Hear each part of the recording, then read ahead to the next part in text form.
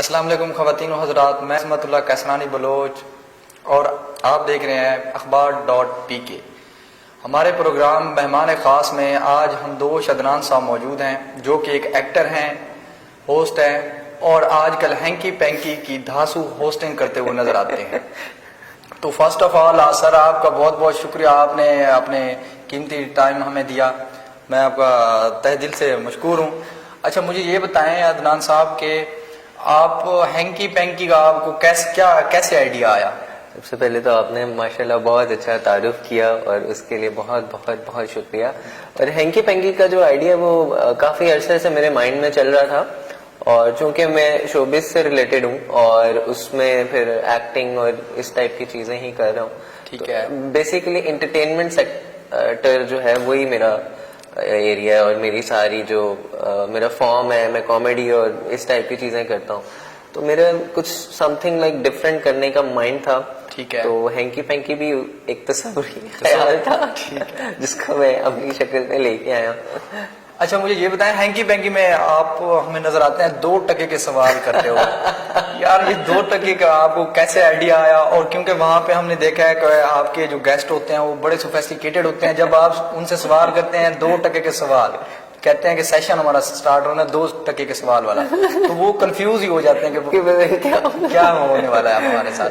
तो बेसिकली ये इसलिए था क्योंकि जब हम टीवी पे कुछ देख रहे होते हैं या कॉमेडी वगैरह या कुछ भी एंटरटेनमेंट चीज, तो होता ही है कि बहुत सारे जो हमारे पुराने लोग हैं जो इंडस्ट्री के तो नहीं, खैर जो हमारे घरेलू, वो ये कहते हैं यार ये कौन से 2 टके के काम तूने करना शुरू कर दिए।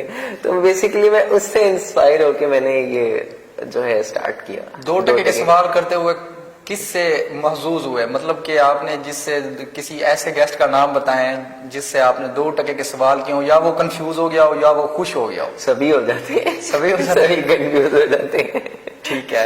आपने अपना कैरियर का स्टार्ट कब स्टार्ट किया? ये बहुत जबरदस्त क्वेश्चन है। और मैंने अपना करियर का जो स्टार्ट किया था वो 2016 में ही कर दिया था। ठीक है, वेरी और वो इस तरह से किया था क्योंकि मैं इंडस्ट्री में आने से पहले ही डबिंग करता था कार्टून्स की। ठीक है। लोकल चैनल्स के अंदर। ओके। तो उसमें कभी किसी बिल्ली की निकाल दी आवाज और इस तरह से। फिर लेटर ऑन मैंने मैस कॉम में स्टार्ट किया, और मैस कॉम में आने से पहले मैं सिविल इंजीनियरिंग का स्टूडेंट था। ठीक है। तो उसमें अब्बा जी खुश नहीं थे सिविल इंजीनियरिंग में। अब्बा जी सिविल इंजीनियरिंग में तो खुश थे लेकिन मीडिया वगैरह का नहीं था।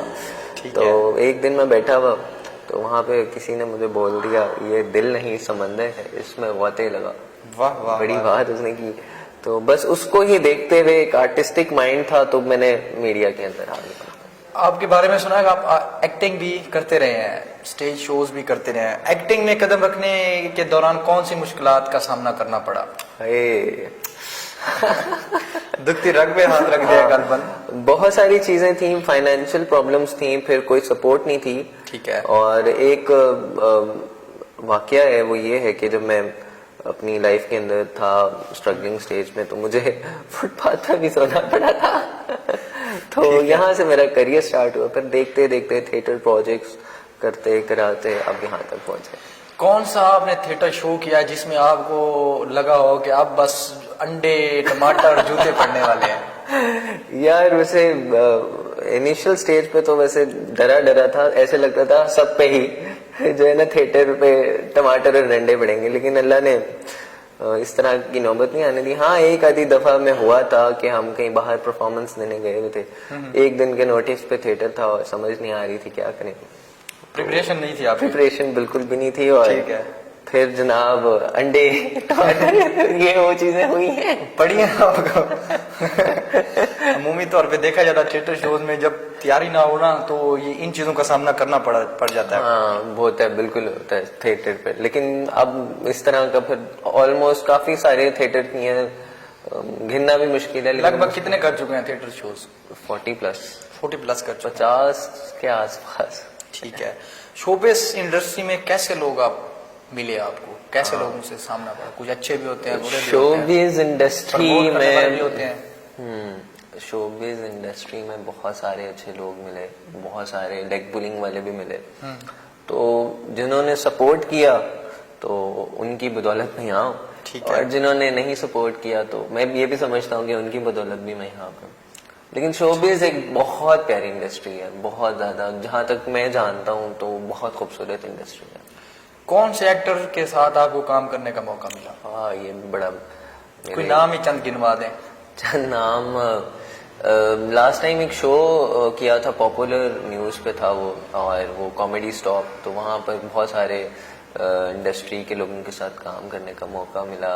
वहाँ पे हनी अलबेला साहब भी थे, शोकी खान साहब भी थे, और बबू राना साहब फेवरेट, हाँ, उनके साथ भी काम करने का मौका मिला। तो ओवरऑल अच्छा रहा, कॉमेडी स्टॉप भी एक अच्छा प्रोजेक्ट था। ठीक है। अच्छा, अदनान हमदोश साहब, मैं ये हमदोश अदनान साहब, आपने एक्टिंग का कैरियर कहाँ से स्टार्ट किया? मतलब किस से इंस्पायर हो के आपने एक्टिंग, क्या आपके माइंड में आया कि अब जो है ना उस फील्ड को छोड़ के अब एक्टिंग की तरफ जाना चाहिए? अच्छा, एक्टिंग करियर जो था वो मेरा बड़ा मजेदार था। मतलब जब मैं सोच मिलाता हूँ तो बड़ा मजेदार मुझे आता है। मैं 11 साल का था तो तब से ही मुझे शौक था, और हम लोग बचपन में ना थिएटर करते थे घर के अंदर। अच्छा, घर के अंदर? हाँ, तो वो एक मेरी पिक्चर थी, उसमें मैं ऐसे धोती पहन के ऐसे खड़ा हुआ, तो वो तब से ही मुझे शौक था कि समथिंग लाइक डिफरेंट, तो इस वजह से मैं फिर उसमें आया। हमदोश का मतलब क्या है? कोई बड़े लोग पूछते हैं, साथ निभाने वाला, सिर्फ आपका साथ निभाने वाला। बहुत शुक्रिया। अच्छा, हमदोश साहब, आपने आज तक कितनों के साथ निभाए हैं और कितनों के साथ छोड़े हैं? ये बड़ा, वैसे साथ तो सबका निभाया है, मैंने किसी को छोड़ा नहीं, लेकिन आप पूछना क्या चाहते हैं? जो आप बता दें, जो आप समझ रहे हैं, मैं वही पूछना चाहता हूँ। अच्छा, नहीं यार, मेरा ऐसा कोई इरादा नहीं है किसी को छोड़ने का, सिर्फ साथ निभाने का इरादा है। ठीक है, बहुत अच्छे।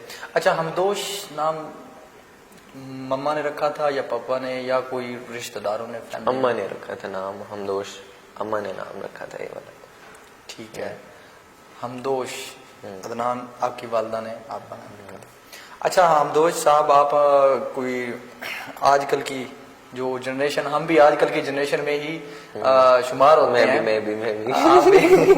तो आपका कोई ऐसा पैगाम यंग जनरेशन के लिए कि जैसे आपने पहले आप सिविल करते थे, उसके बाद आप अपना न्यूज़ की फील्ड में आए, उसके बाद देन आप फिर एक्टिंग की तरफ चले गए, आप फिर एक्टिंग से हट के थोड़ा सा आप वो भी करते हैं और आप hanky panky show funny type से शो कर रहे हैं, तो मतलब कि उनको कोई पॉइंट नहीं मिलता कि कैरियर चूज करने का कि किस तरफ एक वे बनाया जाए जाने का, या तो ये सोचते हैं कि बस हमने डॉक्टर बनना है तो बस वो सारे उधर मारते फिरते हैं, या फिर वो कहते हैं हमें एक्टर बनना है तो वो उसमें उनमें वो क्वालिटीज होती भी नहीं है, लेकिन उसके बावजूद भी वो स्ट्रगल करते हैं और नाकाम होते हैं। अच्छा, तो मैंने जो चीज सीखी है वो ये है कि जो लोग आपको सबसे ज्यादा मोटिवेट करें, ठीक है, और जो लोग आपको सबसे ज्यादा क्रिटिसाइज करें, उन लोगों से बचो।